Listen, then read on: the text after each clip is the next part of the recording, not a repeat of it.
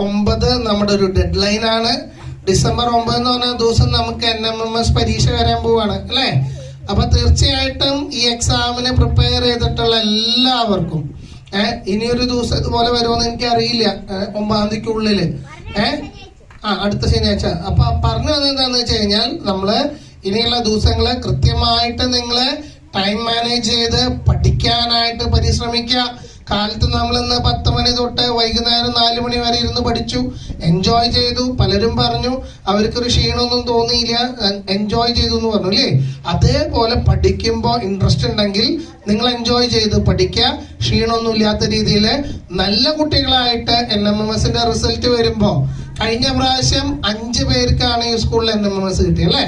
ഈ പ്രാവശ്യം നമുക്ക് 10 പേർക്കെങ്കിലും മിനിമം കിട്ടണ്ടേ? Are you ready? Ready? Are you ready? Ready എന്ന് പറഞ്ഞ are you ready? Are you ready? Are you ready?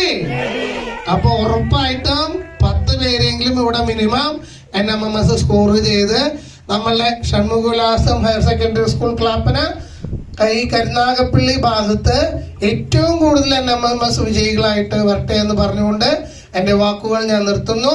നന്ദി, നമസ്കാരം.